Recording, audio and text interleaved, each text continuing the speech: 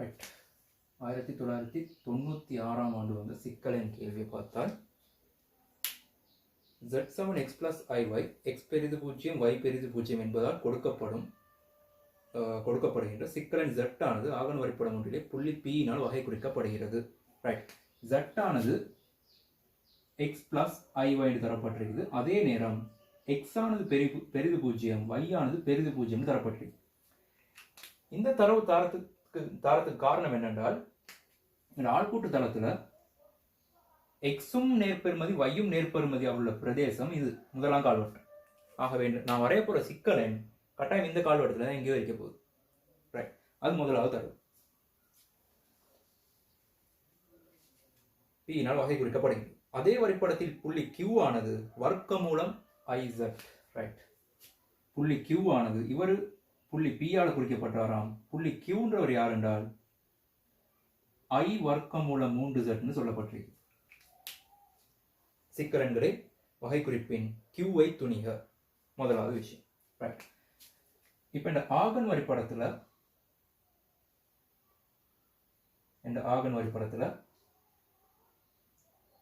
P இருக்க போற தானம் எந்த இடம் சரியா தெரியாட்டியும் இந்த கால்வட்டத்துல தான் இருக்க போகுதுன்னு நல்லா தெரியும்.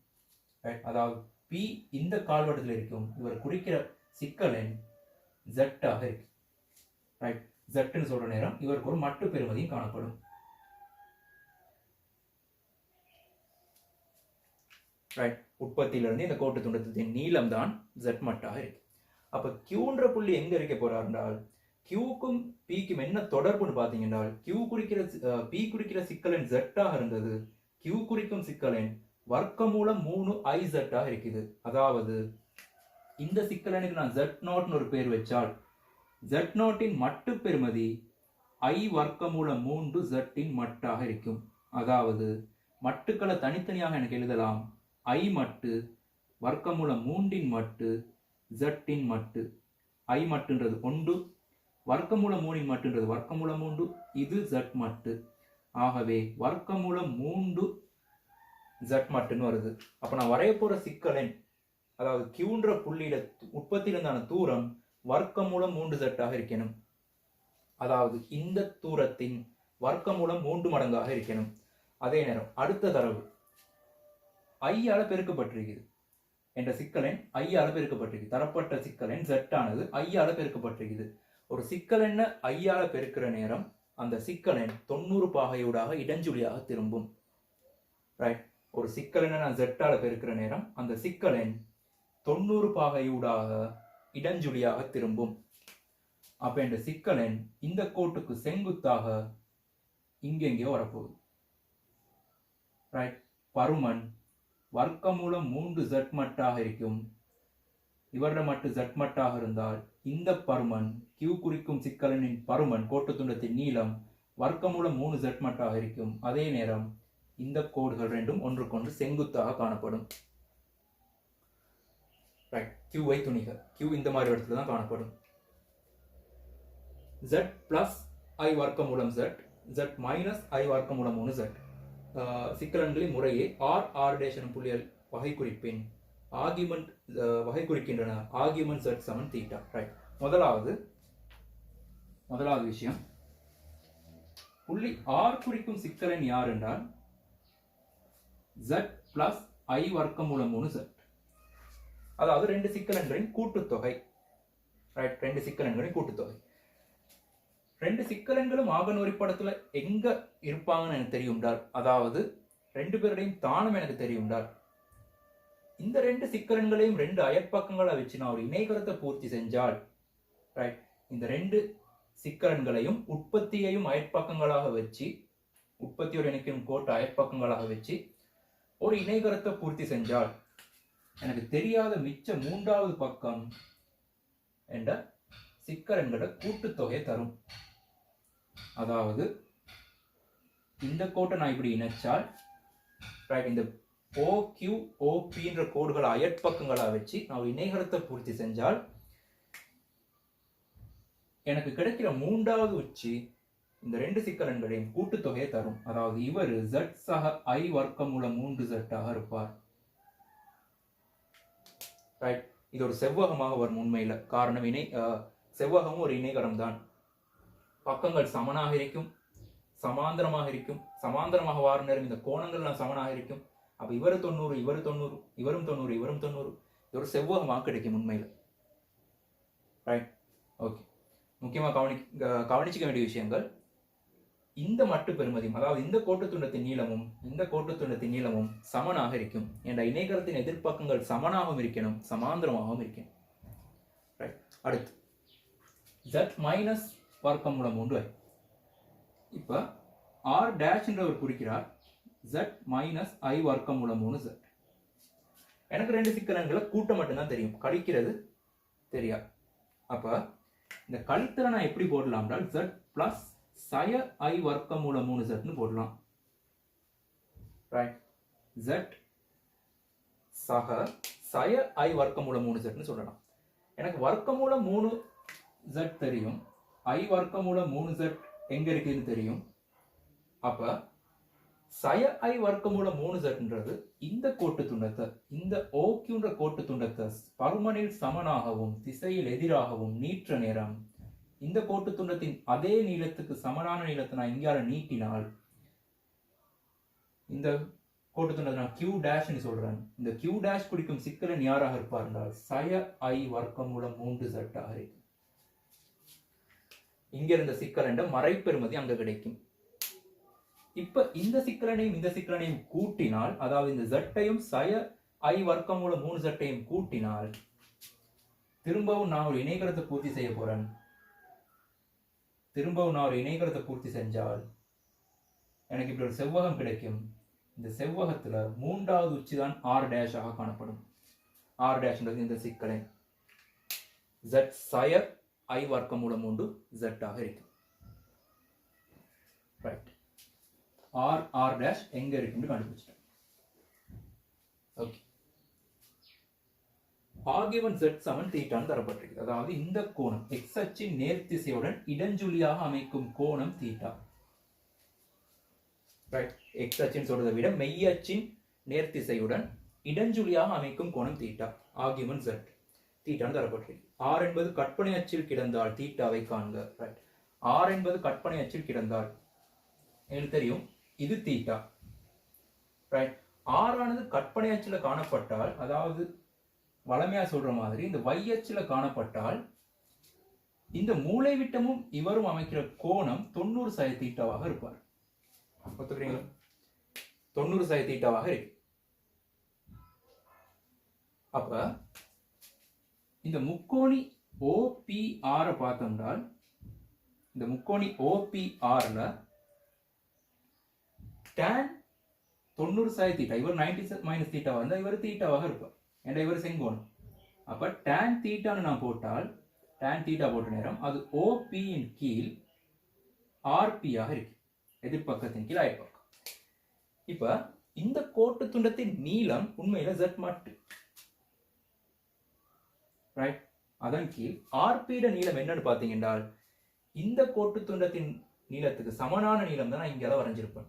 ஆகவே இந்த கோட்டு துண்டத்தின் நீளம் வர்க்கமூலம் 3 மட்டு z ஆக இருந்தால் இங்கால் உள்ள கோட்டு துண்டத்தின் நீளமும் அதே வர்க்கமூலம் 3 z மட்டாக இருக்கு. ஆகவே tan தீட்டா சமன் 1 கீழ் வர்க்கமூலம் 3 ஆக இருக்கும். அது தீட்டா சமன் π/6 ஆக இருக்கு. ரைட், tan தீட்டா சமன் 1 கீழ் வர்க்கமூலம் 3. ஆகவே தீட்டா சமன் π/6 ஆக இருக்கு. இது முதலாவது கேள்விக்கான விடை. இரண்டாவது கேள்வி, z வர்க்கத்தை வகை குறிக்கும் புள்ளி உற்பத்தி r என்பன ஒரே நேர்கோட்டில் கிடந்தால். ரைட், z வர்க்கத்தை வகை குறிக்கும் புள்ளி உற்பத்தி r எல்லாம் ஒரே நேர்கோட்டில் காணப்பட்டால், z வர்க்கத்தை குறிக்கிற புள்ளி உண்மையில z ஆனது எனக்கு சொல்லலாம் z மட்டு r cos தீட்டா சக i sin தீட்டான்னு சொல்லலாம்.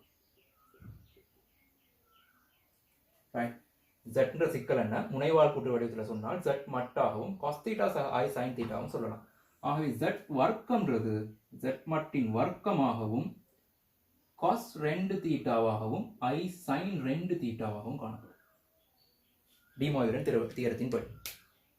ஆகவே இந்த z வர்க்கம்ன்ற வீசல், இந்த z வர்க்கத்தின் வீசல் ஆர்குமெண்ட் ஆஃப் z வர்க்கம்ன்றது 2 தீட்டாவாக இருக்கு. அல்லது இதை நீங்க வேற முறையில கண்டுபிடிச்சிருக்கலாம். ஆர்குமெண்ட் z வர்க்கம்ன்றது 2 ஆர்குமெண்ட் z, அதாவது 2 தர தீட்டா, 2 தீட்டா.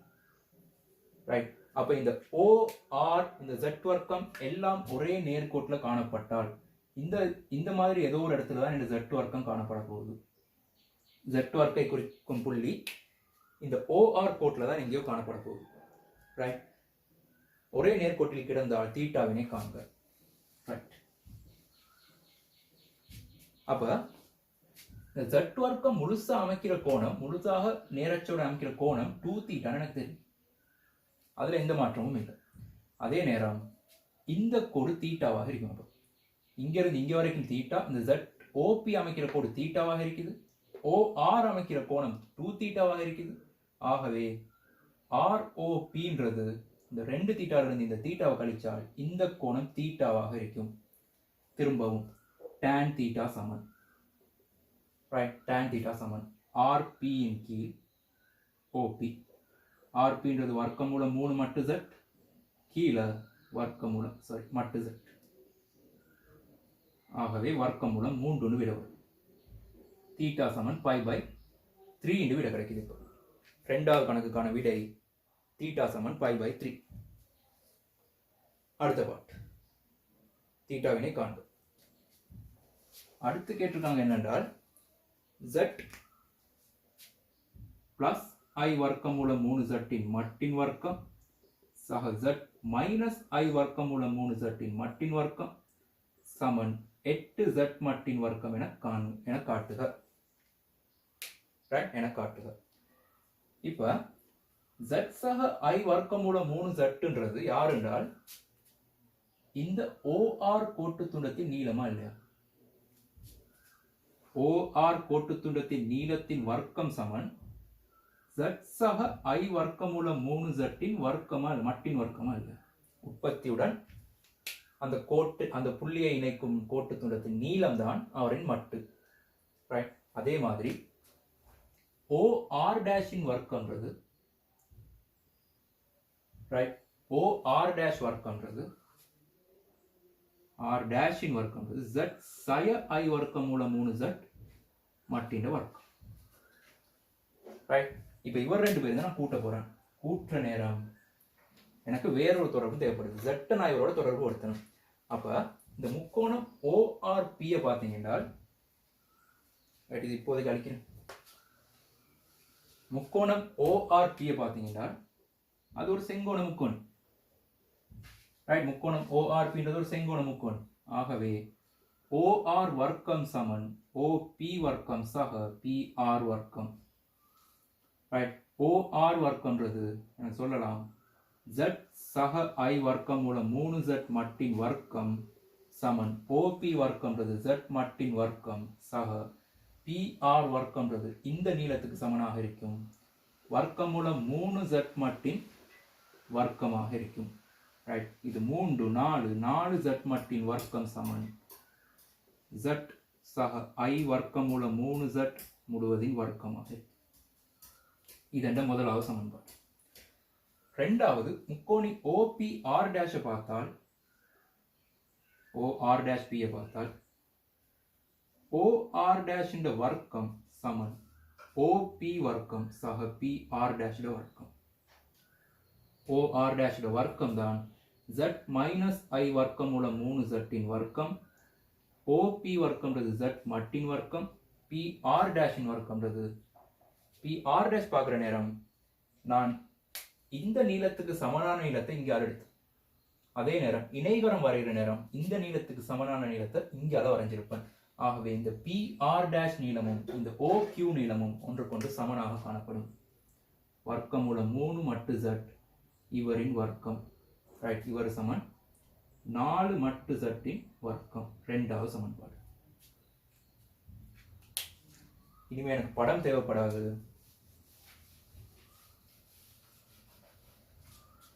முதலாவது சமன்பாட்டையும் இரண்டாவது சமன்பாட்டையும் கூட்டினால் z சக I வர்க்கமூலம் Z மட்டின் வர்க்கம் சக Z சய I வர்க்கமூலம் 3Z மட்டின் வர்க்கம் சமன் 4 4 8Z மட்டின் வர்க்கமாக வரும். அவங்க கேட்ட விடை.